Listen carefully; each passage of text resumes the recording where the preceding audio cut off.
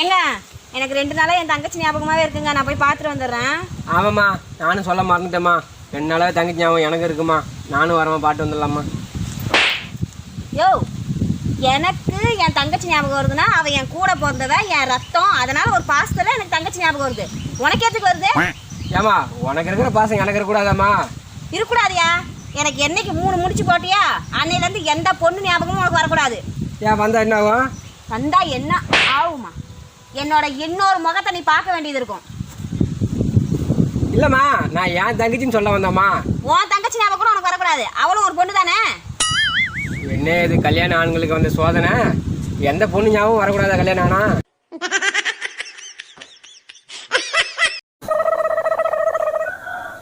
கருவாயா, ஏக ஒழிச்சி நான் ஒரு கனவு கண்டேன்டா.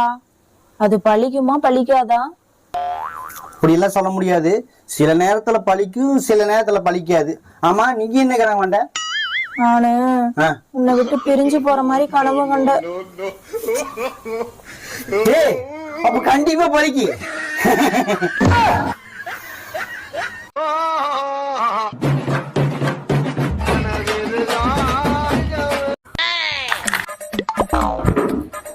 டேய், 2 குப்பை தொட்டி ஏமுள்ள வச்சுட்டு போற? ஆமா, நேத்து நைட் நீங்க தானே சொன்னீங்க மனசுல இருக்கிறதெல்லாம் கொட்ட போறேன்னு. அப்படியே சேர்த்து இதையும் கொட்டிருங்க.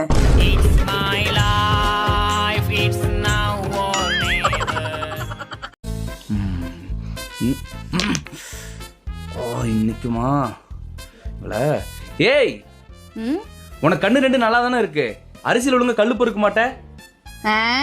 32 பல்லு உனக்கு நல்லா தானே இருக்கு. 2-3 கல்லு கடிச்சு சாப்பிட மாட்டேன். மூடிட்டு தின்னு. நமக்கு இருக்கிற பொழப்புக்கு இதுக்கெல்லாம் போய் வருத்தப்பட்டுக்கிட்டு இருக்கலாமா? பொழப்பா?